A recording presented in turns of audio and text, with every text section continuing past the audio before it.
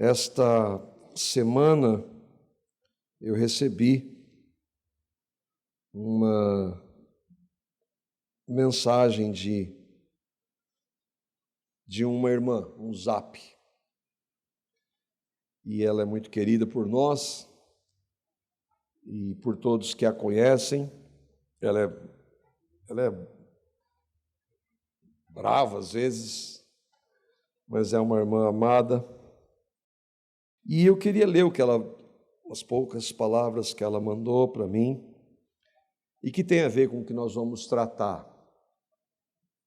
Ela disse: pastor, as pessoas, ela se refere aos cristãs, precisam saber que morrer não é o problema. Que morrer sem Cristo é o problema.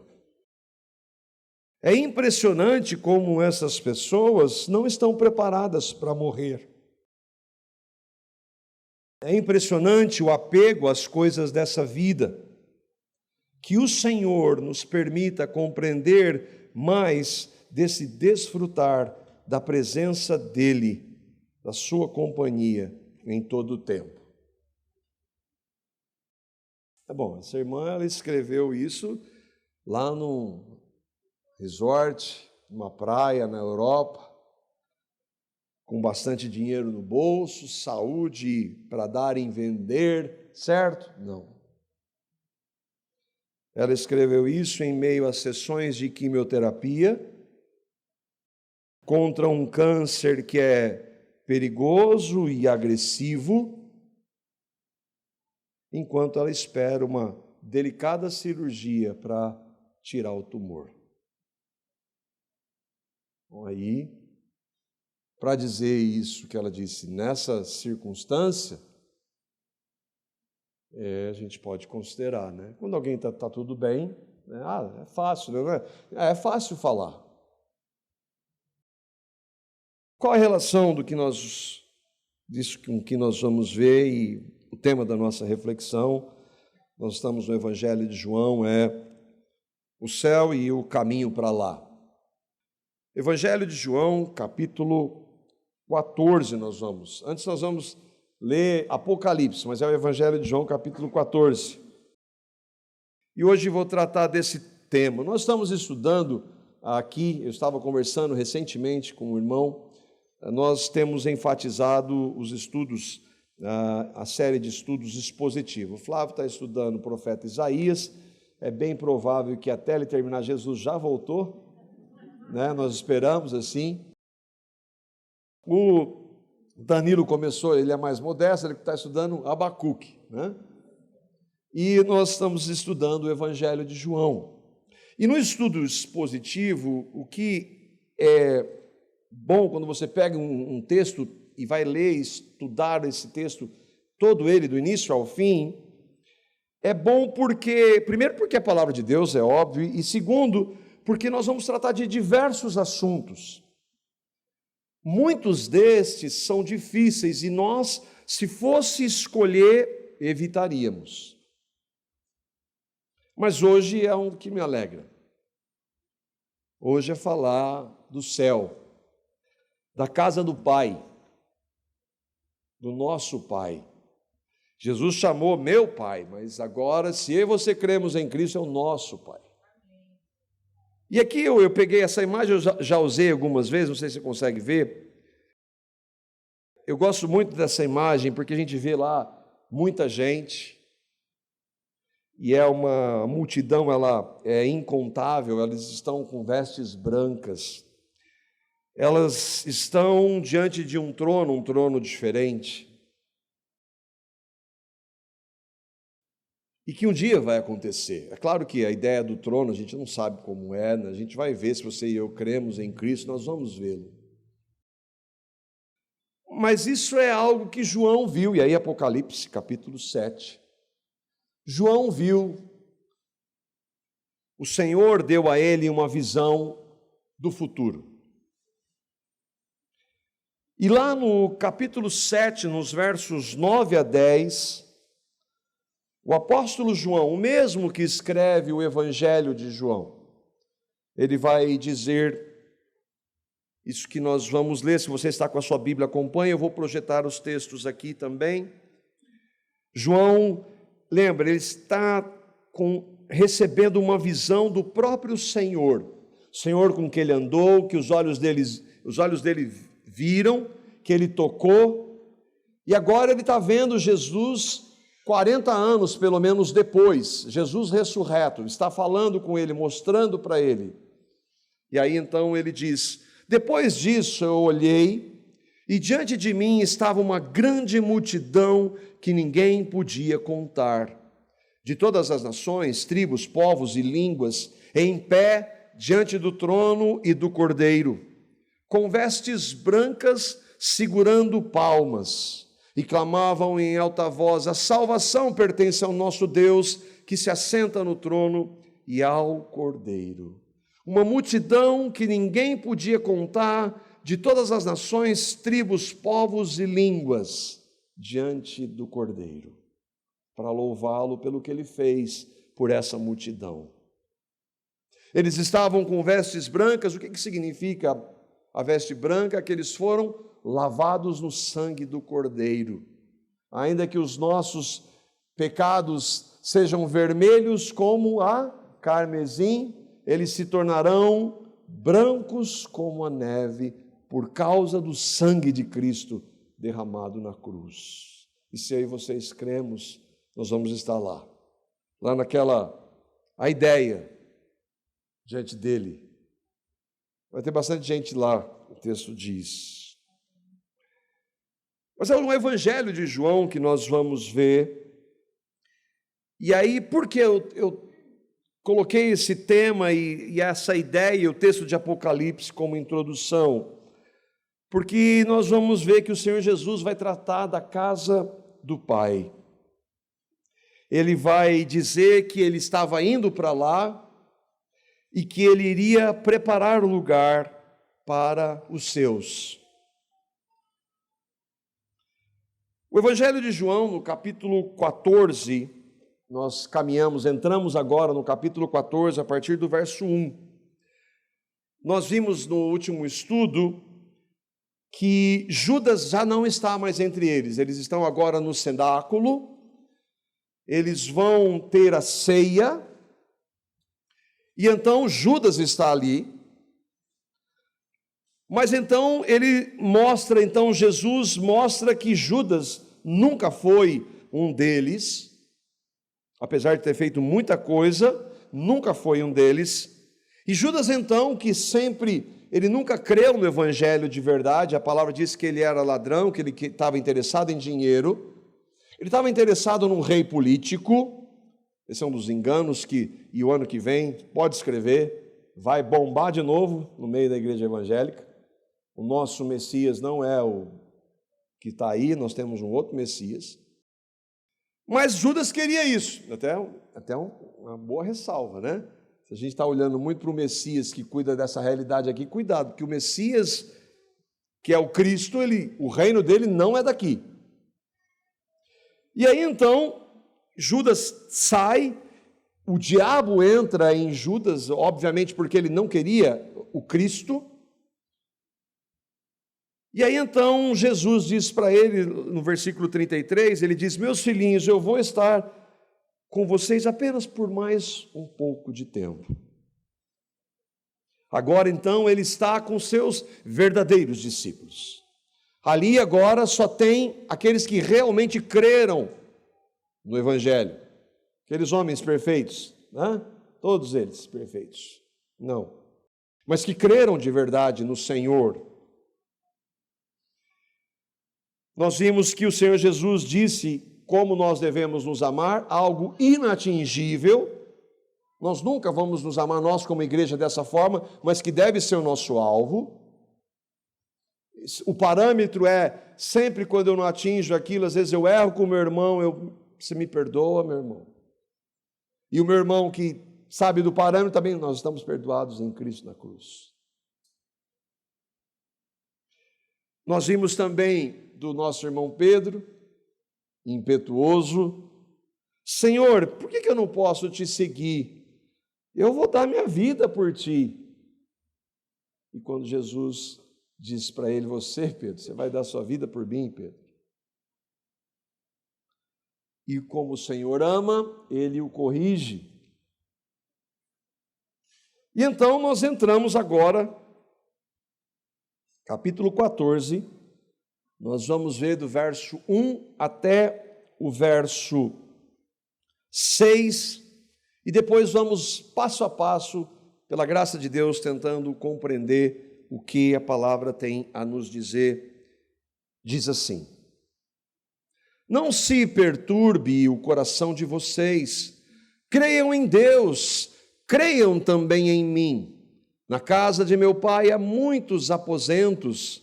Se não fosse assim, eu lhes teria dito: vou preparar-lhes lugar.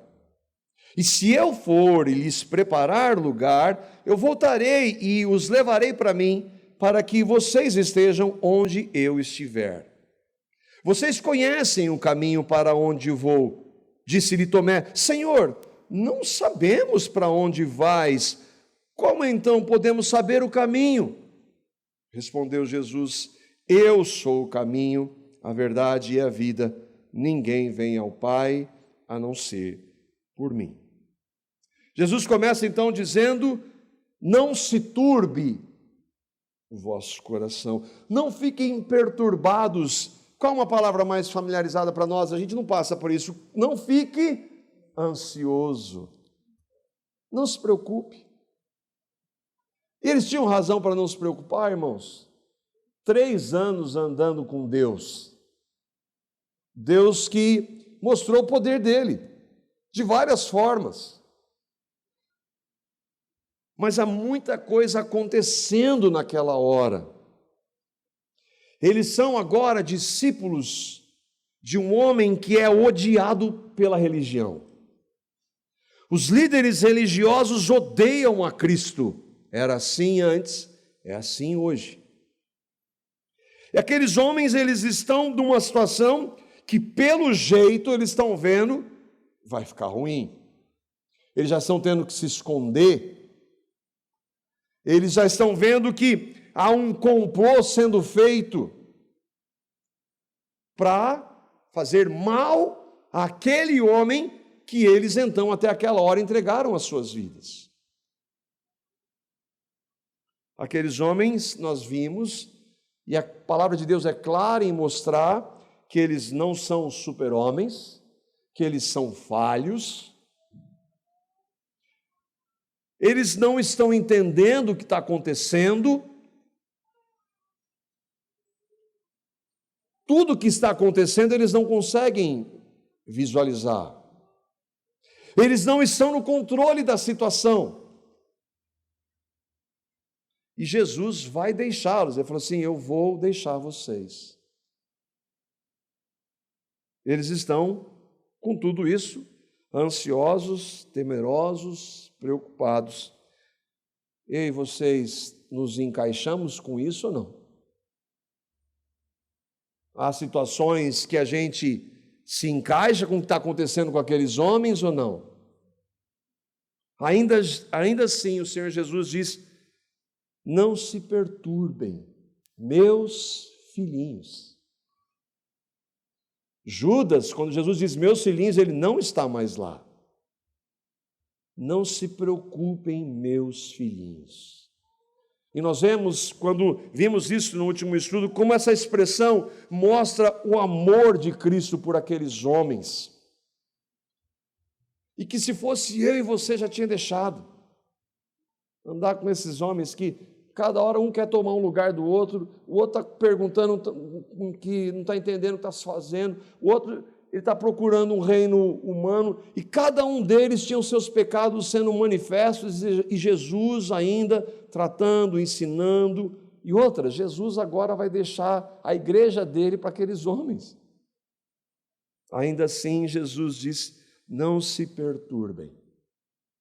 Eu estava lendo o irmão D.A. Carson, e o comentário que ele fez é maravilhoso. Ele diz: é Jesus quem está se dirigindo para a agonia da cruz. É Jesus quem está profundamente perturbado no coração, João 12, 27. E no Espírito, João 13, 21. Todavia, nessa noite das noites, o momento crucial de todos os tempos, que seria apropriado para os seguidores de Jesus lhe darem apoio emocional e espiritual, ele ainda é o único que se doa, que conforta e instrui. É assim ou não hoje, irmãos, conosco? Mas aí, você e eu dizemos, mas como não se perturbar? Você não tem ideia do que eu estou passando. Você não sabe o que eu estou passando. Como é difícil. E é verdade, eu não sei. Mas Cristo sabe o que é sofrer. Ou não? O profeta Isaías, daquele texto maravilhoso que descreve de maneira quase que visual quem é Jesus, o Jesus que veio da primeira vez, porque da segunda vez ele vai vir diferente. Isaías, capítulo 53, os versos 3 até o versículo 7. Olha o que o texto diz. É um texto que não precisa de explicação. Isaías está anunciando o Senhor 700 anos antes. E veja-se o que ele está dizendo. Não é exatamente o Cristo descrito no Novo Testamento. Ele diz, eu coloquei Cristo entre parênteses, porque é uma profecia messiânica do Messias, o Cristo. Isaías escreveu, foi desprezado e rejeitado pelos homens, um homem de tristeza e familiarizado com o sofrimento. Como alguém de quem os homens escondem o rosto foi desprezado, e nós não o tínhamos em estima. Certamente ele tomou sobre si as nossas enfermidades, e sobre si levou as nossas doenças. Contudo, nós o consideramos castigado por Deus, por ele atingido e afligido. Mas ele foi traspassado por causa das nossas transgressões, foi esmagado por causa das nossas iniquidades. O castigo que nos trouxe a paz estava sobre ele, e pelas suas feridas fomos curados. Todos nós, tal qual ovelhas, nos desviamos, cada um de nós se voltou para o seu próprio caminho, e o Senhor fez cair sobre ele a iniquidade de todos nós. Ele foi oprimido e afligido, contudo não abriu a sua boca. Como um cordeiro foi levado para o matadouro, e como uma ovelha que diante dos seus tosqueadores fica calada, ele não abriu a sua boca. Ele era experimentado no sofrimento. Então eu posso não saber, mas se você crer em Cristo, Cristo sabe. E não somente sabe, ele em sua soberania usa isso.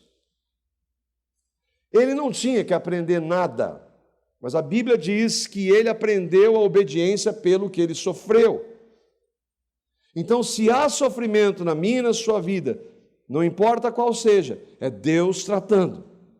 É claro que às vezes é sofrimento por causa dos nossos pecados, são consequências dos nossos pecados.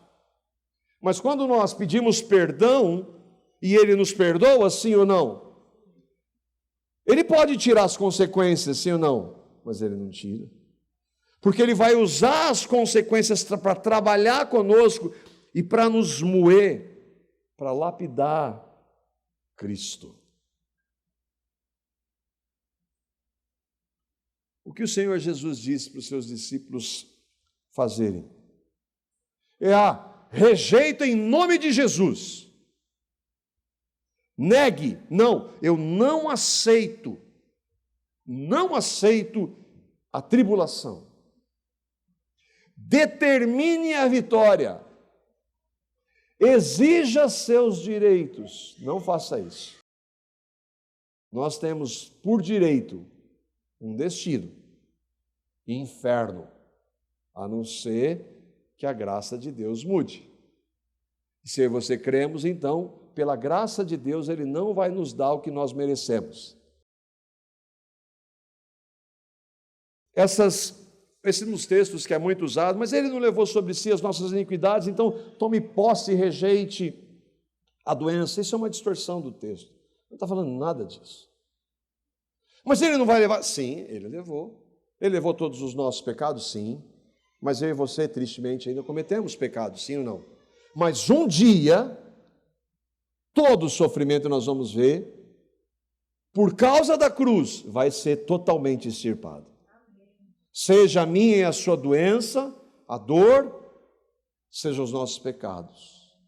A cruz tem o poder de fazer isso, já foi feito pela fé, uma obra consumada por Cristo, mas a concretização disso ainda não aconteceu. E nesse processo do já e o ainda não, que todos nós estamos, Deus está moldando Cristo em nós. Jesus disse: não se perturbem, creiam em Deus, creiam também em mim. É óbvio que Jesus está falando, acredita, não é acreditar, eles já acreditam em Jesus, eles creem em Jesus, ainda que de maneira limitada, ainda que mostrando todas as suas fraquezas, eles já creem, eles já são convertidos, eles já são filhos de Deus, ainda que não tenham uma compreensão plena da realidade de quem o Senhor deles é. Ele está falando de crer nesse sentido, o que ele quer dizer é: confiem em Deus, confiem em mim. Outra coisa, Jesus não está dizendo, quando ele diz creiam em Deus e creiam também em mim, ele não está dizendo que ele não é Deus. Nós vamos ver, o texto diz isso, nós vamos ver hoje. No próximo estudo vamos ver que ele declara de maneira categórica que ele é Deus, ele e o Pai. Mas o crer é: confiem em Deus, confiem em mim. E ele deu razão para isso ou não, irmãos? Será que o Senhor Jesus deu razão para aqueles homens que eles podiam confiar nele ou não? Jesus está dizendo: eu estou no controle. Ele sempre esteve no controle. A queda, Deus olhou, eu não sabia que Adão ia fazer isso. A queda foi decretada por Deus, ainda que ele não seja o autor do pecado. Mas como ele foi? Mas como assim? Ué, Cristo não foi imolado antes da fundação do mundo? Antes da fundação do mundo, antes de tudo existir? Bom, antes da fundação do mundo não havia queda ainda, sim ou não? O que isso nos diz, irmãos, para nós que cremos? Não para ímpio, ímpio está desesperado sempre. Para nós que cremos, o Senhor está dizendo: eu estou no controle, eu governo, soberania é isso. Creiam em Deus, descansem em mim. É por isso que aquela irmã escreveu aquilo. É por isso, não é dela aquilo.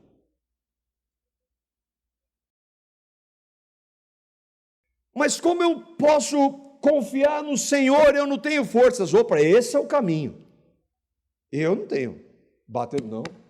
Comigo é assim. Bom, quem bateu no peito e disse que ia fazer alguma coisa agora, há pouco a gente leu? Ou na última vez? Não. Eu morro por ti, batendo no peito. Eu faço. Pedro, você não faz nada, Pedro. Sem mim, Pedro, você não faz nada. Nós vimos a força de Pedro quando ele diz: eu não faço nada. Agora, em Cristo é possível. Ele, como sendo o Senhor de dores, ele pode nos capacitar a passar pela dor. Ele, mas aí a gente tem que andar com ele. Nós estávamos reunidos, aliás, foi um tempo muito gostoso, tem um irmão que não foi, mas estava tão bom, né, Berzotti? Tempo com os irmãos do louvor, tem irmão que não foi, mas estava tão bom. E a gente teve um tempo de comunhão e tratamos sobre isso, do Deus que governa, e que nós podemos então descansar nele, e que nós somos chamados para descansar nele. Agora, para que isso aconteça, precisa andar com ele, comunhão, os meios da graça, meditação na Escritura. Estou falando uma novidade para vocês: meditar na Escritura diariamente, dobrar os nossos joelhos diante do Senhor, estar com a igreja, Danilo trouxe isso de manhã hoje. Como é importante esses meios para que nós sejamos fortalecidos em Cristo. Porque, irmãos, as tribulações, mais cedo ou mais tarde, mais intensas ou menos intensas, elas vão vir. E se nós não estivermos fortalecidos em Cristo, o que vai acontecer? Nós vamos ser abalados. Confiar no Senhor, eu não tenho força assim, eu não tenho, mas anda com Ele. E Ele vai fazer. Olha aqui o irmão Calvino diz, ele não os exorta e os encoraja simplesmente a permanecerem preparados, mas igualmente os informa a fonte de onde iriam obter coragem. Ou seja, pela fé, quando ele, o Senhor, é reconhecido como Filho de Deus e que possui em si mesmo força suficiente para manter a segurança dos seus seguidores. Nós vamos perseverar sim, por causa de nós não, porque Ele nos capacita a perseverar até o fim. E os que não perseveram nunca creram. E você bate no peito porque você persevera? Não, porque a graça de Deus me capacita a perseverar até o fim. Perseverança até o fim não significa que, então vai ser assim estável, sempre vai. Quem é o pai da fé na Bíblia, irmãos? Abraão, é um exemplo, né? Ele nunca errou. Mas ele é o pai da fé. Ele é a figura da fé, não. Perseverança na fé não significa que nós nunca seremos abalados, que nós nunca vamos ficar tristes, às vezes vamos quase cair, mas porque o Senhor nos salvou, Ele vai nos levantar, Ele vai nos capacitar a perseverar até o fim. Irmãos, tudo que o Senhor nos ordena, absolutamente tudo, só pode ser realizado. Nós estávamos lendo essa semana no grupo Nas Casas, ou melhor, na semana retrasada, onde? Na força do seu poder, do poder dele. Nós não temos em nós condição nenhuma. Falamos também, é um dos textos que nós tantas vezes citamos aqui, e que a gente precisa sempre lembrar quando o Senhor Jesus diz lá em João 15:5, sem mim vocês não podem fazer coisa alguma. Nada. Eu não posso ser um bom marido, eu não posso ser um bom pai, eu não posso pregar a palavra, eu não posso ser um bom colaborador, eu não posso ser um bom empregador, eu não posso ser um bom atleta de final de semana, eu não posso ser um bom instrumentista, nada, eu não posso fazer nada sem Cristo, de maneira que o honre e o glorifique. O Senhor então vai apresentar para eles, não se preocupem, descansem em Deus, descansem em mim. E aí ele vai dar a certeza, que significa então que agora, se eu confiar no Senhor, o Senhor vai resolver todos os meus problemas aqui. Versículos 3, 2 a 4. Na casa do meu pai há muitos aposentos ou moradas. Se não fosse assim, eu lhes teria dito, vou preparar-lhes lugar. E se eu for e lhes preparar lugar, voltarei e os levarei para mim, para que vocês estejam onde estiver, vocês conhecem o caminho para onde vão. Depois de ele falar que eles estão nervosos, eles estão preocupados, o que vai acontecer? O Senhor vai embora, e aí ele fala, não se preocupe, então significa que o Senhor vai resolver. Na casa do meu pai, lá não vai ter mais problema, mas é só lá. O triunfalismo do evangelicalismo de hoje você vai resolver todos os seus problemas aqui. Por isso que tem profetada, de monte, chavões insuportáveis de se ouvir. E isso chama-se fé na fé, não é fé na palavra de Deus. As pessoas dizem, elas acreditam, elas vão falando, é aquilo, não, eu posso. Isso é igualzinho palestra de autoajuda de pessoas que são ímpias. Não tem nada a ver com a palavra de Deus. O que o Senhor Jesus está dizendo, fiquem em mim, descansem em mim, e não se preocupem, quando na casa do meu pai, que eu vou preparar lugar para vocês, lá vocês vão descansar, porque aqui não vai ser assim. Não é assim. Irmãos, se for assim, nós crescemos. Se for tudo maravilhoso, nós crescemos? Não. Ninguém cresce assim. Por isso que ele usa o sofrimento. Será que a gente vê isso na Bíblia? Eu acho que em todo lugar. Com esses homens, todos eles, tiveram vidas maravilhosas. Não, todos eles morreram por amor a Cristo. Até o Pedro que nega, vai morrer depois, por amor a Cristo. Como nós temos a ignorância de achar que com aqueles homens que o Senhor chamou para lançar a semente do Evangelho para o mundo todo, todos eles sofreram, por que eu e vocês não vamos passar por isso? De onde se tirou essa ideia mentirosa? Na casa do meu pai, ele disse, meus filhos, eu vou estar com vocês só por mais um pouco. Sim, ele mandou o Consolador, mas o Consolador fez o que com aqueles homens? Levou eles a pregar e ser preso depois. Não é? A apanhar, a sofrer ameaça, falou, você vai me desculpar, sua autoridade. Eu não vou deixar de falar de Cristo, não. Vai ter que me matar. Mas agora ele disse, então, que seria por um pouco de tempo. Jesus vai sofrer, vai morrer, ele precisa ir para a cruz, porque se ele não fosse para a cruz, eu e vocês estaríamos condenados eternamente. Mas ele vai viver de novo.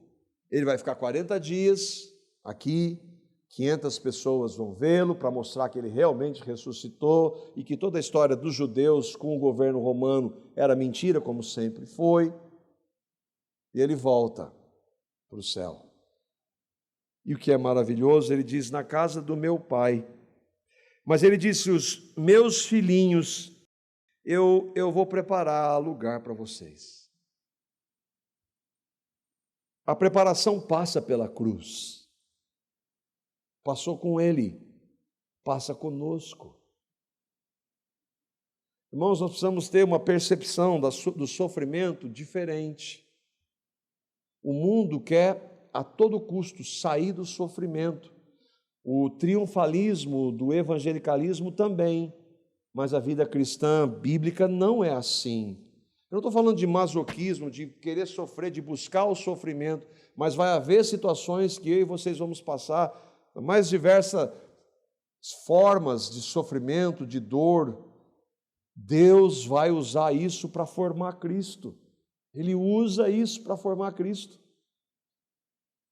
Ele vai morrer, mas ele vai lá preparar um lugar. E o mais impressionante é que o Senhor Jesus, por que ele fez tudo isso? Uma das razões é que ele diz, eu vou preparar lugar para que onde eu estiver, vocês estejam também. Esses homens, eu e vocês, pecadores, salvos pela graça, ele quer que a gente esteja com ele. Você tem valor. Não, você não tem valor, não tem valor nenhum. É o amor dele por nós, que não temos valor. O valor não está em nós, o valor está no amor dele por nós, pecadores. Jesus vai preparar um lugar onde? Na casa do Pai. E aí nós podemos pensar na casa do Pai, e nós podemos então entender a realidade de novos céus e nova terra. E eu queria ver com vocês, para que nós saibamos um pouco dessa novos céus e nova terra, o que tem e o que não tem na casa do nosso Pai. Agora a gente pode falar nosso Pai, se cremos no Evangelho. Primeiro é o que não tem. Apocalipse capítulo 21, versos 4 e 5. Na casa do Pai, ele, Deus, lembra, João está na visão e Deus está revelando para ele novos céus e nova terra. E o que vai ter lá? Ou melhor, não vai ter. Ele, Deus, enxugará dos seus olhos, daqueles que creram em Cristo, toda lágrima. Lá não vai ter mais morte, nem tristeza, nem choro, nem dor. Pois a antiga ordem já passou.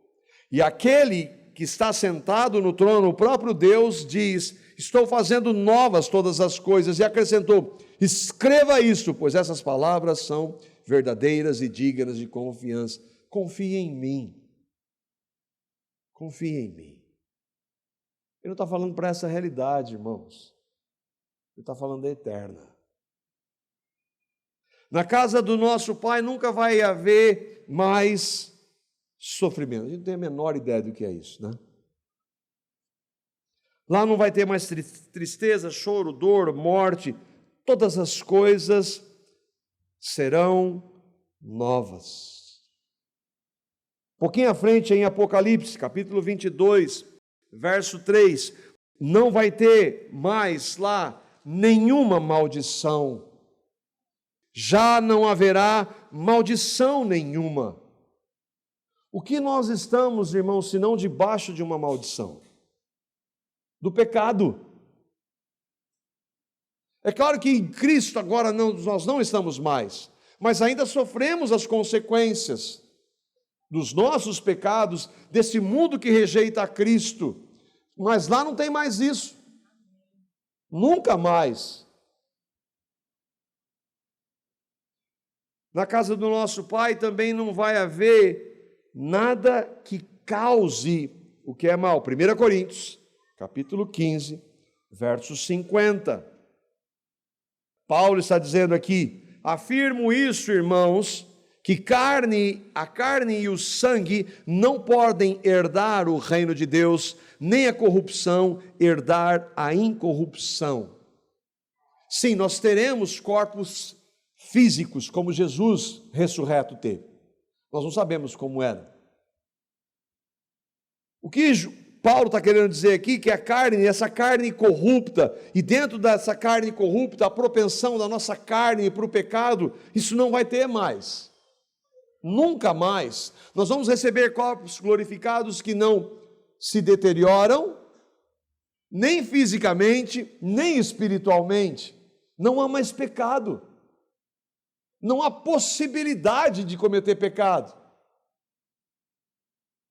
A carne que é maculada e propensa para o pecado, mesmo para nós que cremos, nunca mais vai existir. De volta a Apocalipse. Quem não vai estar lá também? Apocalipse, capítulo 20, verso 10. Não vai ter dor, não vai ter morte, não vai ter sofrimento, não vai ter maldição, não vai ter a carne e não vai ter agora o diabo. O diabo que as enganava, as nações, se você for ver no verso anterior, foi lançado no lago de fogo que arde com enxofre, onde já haviam sido lançados a besta e o falso profeta, e eles serão atormentados dia e noite para todos sempre. Todos sempre, eternamente atormentados. O diabo, que hoje em muitas igrejas gente tem medo do diabo, né?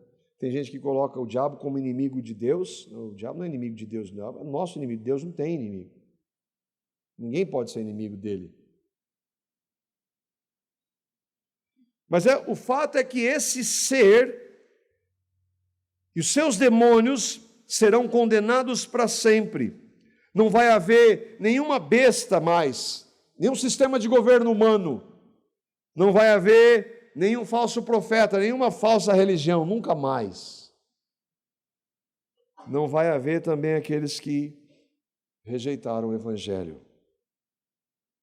Versículo 15 de Apocalipse 20. E aí está falando de homens e mulheres na história da humanidade. Se o nome de alguém não foi encontrado no livro da vida, este foi lançado no lago de fogo.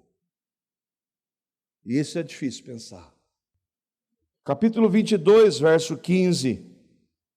Não vai haver mais nenhuma expressão de pecado. Fora ficam os cães. Nós falamos no último estudo, os cães é uma expressão para dizer aqueles que cometem pecados de muita gravidade em vários aspectos. Pessoas malignas são os cães. Os que praticam feitiçaria, os que cometem imoralidades sexuais, os assassinos, os idólatras, e a todos os que amam e praticam a mentira. Quem ama o pecado não vai estar lá.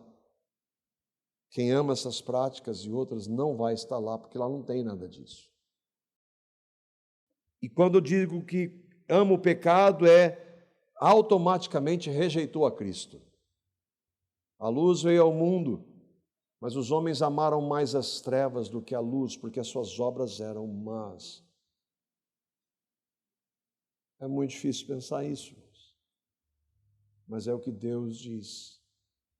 O Deus que é graça, que é amor e é misericórdia, mas que é tão santo e justo que nós não podemos sequer olhar para Ele. Nenhum homem mais santo pode olhar para Deus. Esse Deus, esses atributos não são mais ditos hoje. O Deus de hoje é o amor, e um amor distorcido do amor descrito na Bíblia. E não interessa o que eu e vocês esperemos ou pensamos, é o que Deus, que é o único Deus e o Deus verdadeiro, é o Deus descrito na Bíblia. Não há outro. Mas o segundo ponto, e o mais maravilhoso, é o que tem lá. Ou melhor, quem estará lá? Apocalipse 21:3. Ouvi uma forte voz que vinha do trono e dizia: agora o tabernáculo de Deus está com os homens, com os quais Ele, Deus, viverá. Eles serão seus povos, o próprio Deus estará com eles e Ele será o seu Deus. É por isso que não existe na presença de Deus, nessa realidade, nenhuma forma de mal. Não pode subsistir na presença dEle.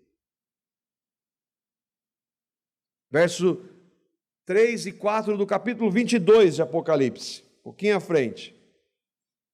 O trono de Deus e do Cordeiro estará na cidade, a nova Jerusalém que está na nova terra que o Senhor preparou. E os seus servos os servirão, o Deus e o Cordeiro. Eles verão a sua face e o seu nome estará em suas testas. Todos aqueles que creram em Cristo, na rua de ouro que nós devemos anelar é Ele, o Senhor. Vê-lo. É demais isso, irmãos. Mas isso vai acontecer com todos aqueles que creem em Cristo. Não que são religiosos, não que são evangélicos. Tem um monte de evangélico que não sabe o que é evangelho. Eu diria, com muito pesar, a maioria dos evangélicos não tem a menor ideia do que é o evangelho. Nós vimos o que não vai ter, quem vai estar lá. Vamos voltar lá para João para a gente encerrar. João 14, os versículos 5 e 6, e aqui é fundamental. Jesus falou da casa do Pai e agora ele fala do caminho para lá. Não adianta nada a gente saber o que vai ter e o que não tem se você não está no caminho. Você não crê no caminho. Disse-lhe Tomé: Senhor, não sabemos para onde vais. Como então podemos saber o caminho? Respondeu Jesus: Eu sou o caminho, a verdade e a vida, e ninguém vem ao Pai a não ser por mim. Olha outro grande homem de Deus aqui, Tomé. Não acredito. Vocês viram? Louvar. O velho chavão, tem que ver para crer. Sim, ele era crente? Era. Ele era pecador, falho como nós. Mas você sabe que depois ele morre martirizado por amor a Cristo?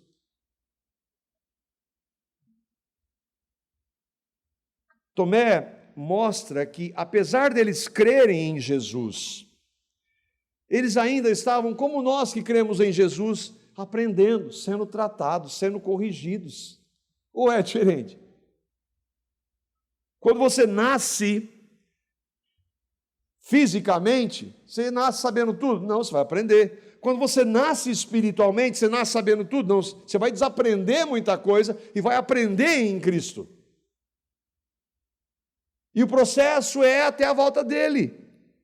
Por que com eles seria diferente? Não, não era diferente. Aqueles homens eram homens como eu e você, falhos, pecadores, carentes da graça, das misericórdias sendo renovadas todas as manhãs. É por isso que ele fala: Senhor, onde é que o Senhor vai? Jesus já tinha falado. O ponto é o que ele diz aqui, e que essa é a grande questão, é como é que eu vou chegar lá? Jesus não está dizendo, é o seguinte, vocês agora têm que guardar os 10 mandamentos, vocês têm que, circuncidados vocês já são todos, então isso não precisa. Guardar o sábado, vocês guardam, o sábado também não precisa. Vocês têm que guardar os mandamentos, todos. Agora nós vamos fundar uma nova religião e tem algumas novas regras para vocês seguirem. Não. Jesus não fundou uma religião, irmãos. O mundo diz assim, o cristianismo é uma religião que veio do judaísmo. O mundo não entende nada do que é fé em Cristo. Jesus está dizendo que o caminho é Ele, é uma pessoa. Não é uma denominação, não é uma placa, não é uma confissão, não é uma teologia, é Deus encarnado, Ele, Cristo. A pessoa dele é o caminho. É por isso que nós enfatizamos que, é claro que, primeiro você precisa crer no Evangelho. E a pergunta é, você crê no Evangelho? Houve um momento na sua vida que você viu que era um pecador. E não esqueça, quanto mais você crescer no relacionamento com Cristo, mais pecador você vai ver que você é. Se você achar que é o contrário, então você precisa rever. Quanto mais perto da luz, mais nós vemos as nossas imperfeições. Mas essa luz maravilhosa não nos afasta dela. Ele chama para perto.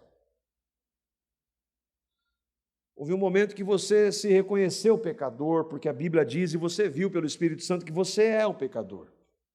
E que você não podia fazer isso, porque não dá mais para fazer, já nasceu em pecado, já cometeu um monte de pecado, não adianta agora parar de fazer isso, parar de fazer aquilo, você não vai conseguir parar de cometer todos os pecados que você comete. E aí então você se viu numa situação de desespero, mas aí você ouviu que Deus amou pecadores como você. E Ele amou tanto que deu o seu Filho. Ele sim, Cristo, o caminho sem pecado, Deus encarnado.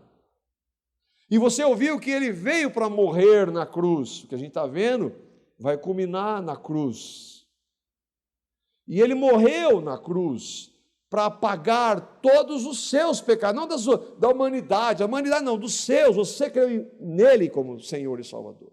E você viu que lá na cruz Ele morreu por você, o seu sangue derramado purifica você de todos os seus pecados. E que na morte dele, Ele não somente morreu por você, mas Ele fez você morrer no corpo dele para que agora Ele viva em você. Na ressurreição você crê nisso. Eu creio, você se arrepende dos seus pecados? Você se arrependeu dos seus pecados? Isso é evidência.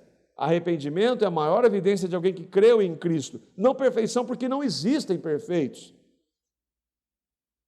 Você creu em Cristo, você o recebeu. E você, agora eu creio, agora eu entendo o que é o Evangelho, eu creio em Cristo. Isso é a justificação pela fé. Isso é a regeneração dada pela graça. Agora então nós temos um caminho preparado por Ele para a casa do Pai.